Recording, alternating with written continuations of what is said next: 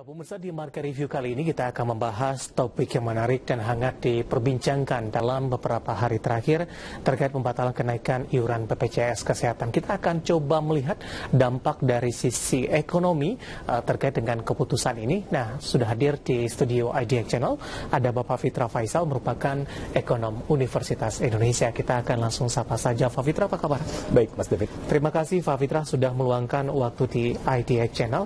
Terkait dengan informasi yang baru saja kita sampaikan, bagaimana Anda melihat keputusan MA yang membatalkan kenaikan iuran BPJS Kesehatan ini? Ya, buat pemerintah ini tentu dilematis ya, karena di satu sisi kita juga melihat BPJS seharusnya memiliki kesinambungan gitu ya. Dengan demikian maka beban BPJS ke depan akan semakin berat.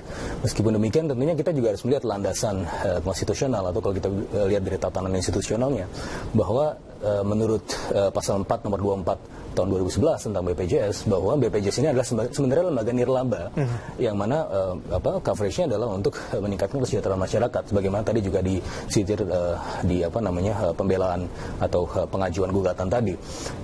Akan tapi juga perlu dilihat juga kalau kita lihat di Perpres pasal 16I ya, itu nomor 82 tentang tahun 2018 tentang jaminan kesehatan, bahwa premi ini, iuran itu memang harus ditinjau 2 tahun sekali. Kenapa harus ditinjau?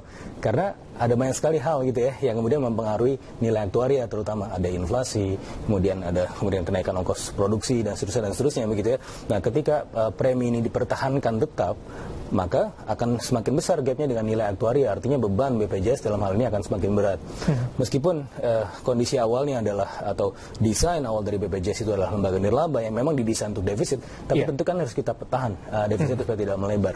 Minimalisir dalam hal ini. Diminimalisir begitu. Nah, tapi di sisi yang lain kita juga sekarang melihat bahwa ini juga kalau dilihat dari terutama masyarakat PBI, ya ini suatu hal yang sebenarnya menggembirakan, karena mereka butuh tambahan daya beli.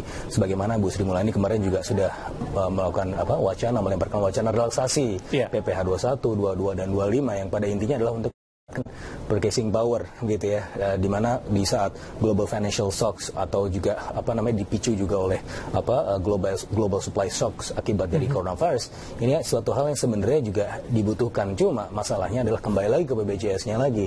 Apakah nanti bisa berkesinambungan gitu kan? Kita kan tidak hanya hidup di tahun ini aja, tapi tahun-tahun berikutnya bagaimana nanti kemudian BPJS, kalau misalnya coronavirus itu sudah ditemukan vaksinnya, bagaimana kemudian vaksin itu bisa dibeli dengan harga yang murah untuk masyarakat. Artinya kan pemerintah juga harus kasih intervensi juga di situ untuk kemudian menalangi beban defisit. Baik, ada beberapa pertimbangan dari Mahkamah Agung ini untuk membatalkan kenaikan iuran BPJS ini.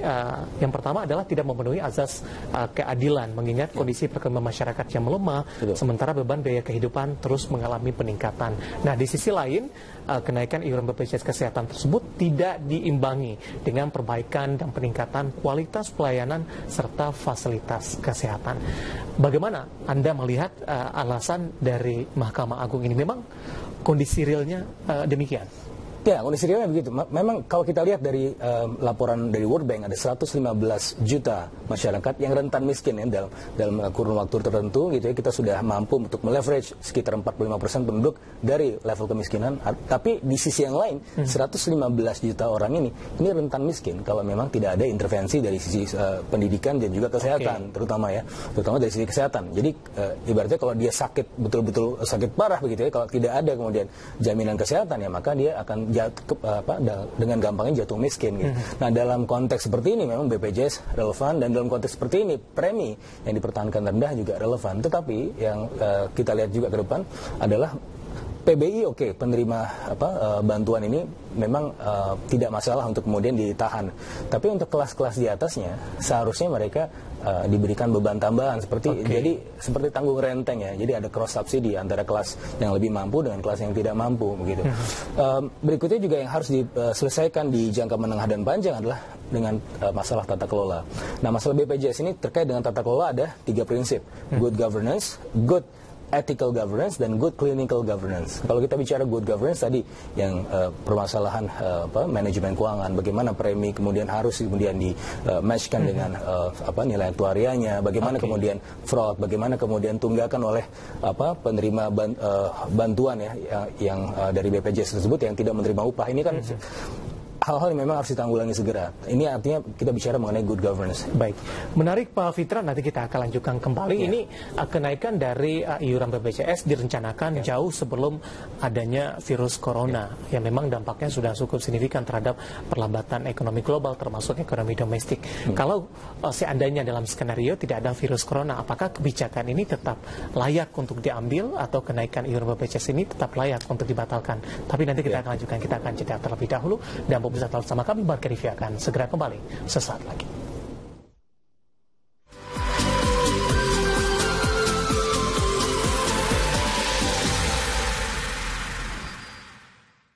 Kita lanjutkan kembali perbincangan bersama dengan Bapak Fitra Faisal, ekonom Universitas Indonesia. Pak Faisal, tadi ada beberapa item yang sudah disebutkan oleh Mahkamah Agung. Ini kondisi ekonomi saat ini sedang sulit. Kita tahu ini rencana untuk kenaikan iuran BPJS Kesehatan jauh sebelum adanya corona yang menyebabkan perlambatan dan pelemahan ekonomi semakin dalam. Kalau kita kesampingkan skenario tersebut begitu, apakah memang tetap layak iuran BPJS Kesehatan ini tidak dinaikkan?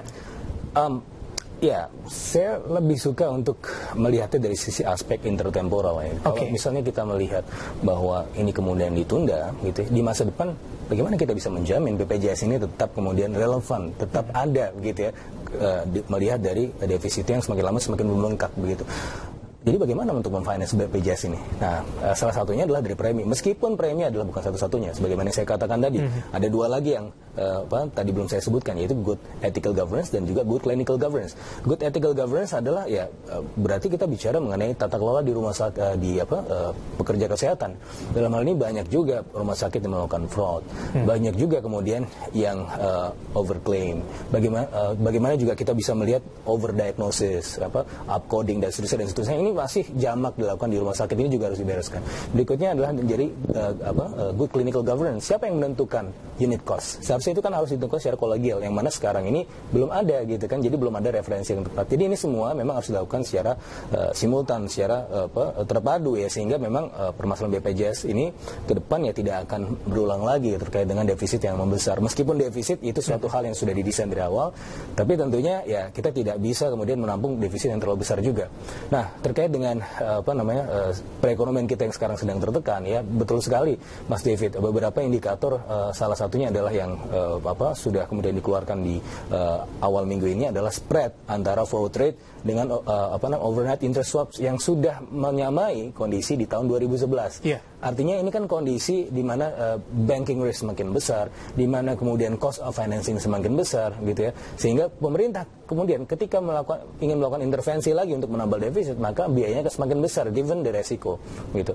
Nah, oleh karenanya saya rasa untuk prinsip keadilan gitu ya, premi itu seharusnya dinaikkan sebagaimana juga amanat dari Perpres 16 pasal 16 ayat 1 16I tadi, yang mana setiap 2 tahun sekali ditinjau gitu kan. Ini suatu hal yang wajar, sebagaimana upah juga ditinjau kenaikannya setiap tahun, ada formulanya sendiri. Ya, premi juga seharusnya ada formulanya sendiri. Supaya apa? Supaya sustainable. Nah, kalau misalnya ini tidak dinaikkan, terakhir dinaikkan itu kan tahun berapa? Tahun 2016 atau sebelumnya gitu kan. Jadi dari sepanjang sudah hampir lebih 4 sampai 5 tahun ini tidak ada kenaikan gitu kan. Itu sebenarnya sudah sangat beban yang berlebihan juga buat BPJS. Memang kita juga menghadapi willingness to pay masyarakat yang memang rendah, terutama memang yang paling membutuhkan, yang PBI tadi yang saya sebut. Tapi kan yang golongan atas, yang mana sekarang ini mereka paling banyak penggunaannya dibanding dengan masyarakat yang miskin, itu kan jadi tidak adil gitu kan. Maka ya seharusnya ada cross subsidi tadi gitu dari yang lebih mampu ke yang tidak mampu gitu. Baik, ada hitung-hitungan tidak Pak Fitra, ketika kebijakan ini diberlakukan, ini akan menekan daya beli masyarakat. Nah, ketika kebijakan ini dibatalkan dibatalkan begitu. Seberapa besar ini menopang daya beli masyarakat di tengah dari Indonesia yang saat ini masih mengandalkan konsumsi dan ditambah lagi perlambatan dan virus corona yang dampaknya cukup signifikan. Ya. Melihat dari struktur perekonomian kita yang juga masih didominasi oleh konsumsi, ya, maka kita melakukan beberapa analisis simulasi gitu ya. Jadi setiap 10% insentif, yang artinya setiap 10% penurunan harga gitu ya. Penurunan harga itu artinya secara umum gitu ya, tidak hanya produk tertentu tapi produk konsumsi secara umum. Apabila terjadi penurunan 10%, maka dampaknya terhadap output, artinya dampaknya terhadap peningkatan PDB adalah positif sekitar 42 triliun gitu. Jadi itu adalah hentakan yang kita butuhkan ya untuk kemudian mengantisipasi shock di jangka pendek. Tetapi tentunya kita juga harus mempertimbangkan kesinambungan. Ya, sekali lagi, kesinambungan. Ya, PPH saja yang kemarin Ibu Ani sudah keluarkan, ya sudah diwacanakan ya, PPH 21, PPH 22 dan juga PPH 25 yang kemudian ditunda pungutannya, itu kan juga sebenarnya skemanya masih penundaan.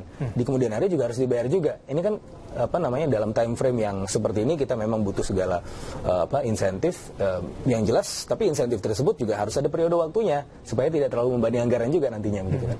Nah, jadi sebagaimana juga BPJS, saya rasa ya untuk aspek keadilan juga aspek kesinambungan, ya tentunya MK ini, putusan MK yang mengoverrule itu ya kenaikan premi ini pada akhirnya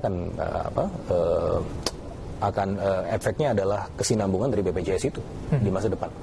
Baik, kalau kita berbicara dari daya beli, ketika ini dibatalkan kenaikannya, ini akan mampu mendongkrak daya beli tidak nantinya? Iya dan tidak gitu ya, tergantung dari perhitungan marginal propensity to spend-nya gitu ya. Tapi saya rasa tidak akan serta-merta meningkatkan daya beli gitu. Kecuali kalau misalnya dia langsung berefek pada disposable income, yang mana ini tidak. Yang mana ini tidak gitu. Nah, jadi saya rasa yang ke depan gitu ya, untuk kemudian bisa mengantisipasi dan juga kemudian melakukan rekayasa APBN, kita juga bisa kemudian mengalihkan misalnya subsidi BBM. Sekarang waktunya di mana oil price lagi rendah gitu, itu waktunya untuk kemudian mengurangi secara bertahap subsidi BBM, dialihkan kepada sektor kesehatan. Mungkin ini pada akhirnya juga bisa menjadi solusi antara gitu ya untuk defisit BPJS juga. Kita akan jeda kembali, Pak Fitra, nanti kita akan lanjutkan dan pemirsa tetap bersama kami. Marka Review akan segera kembali sesaat lagi.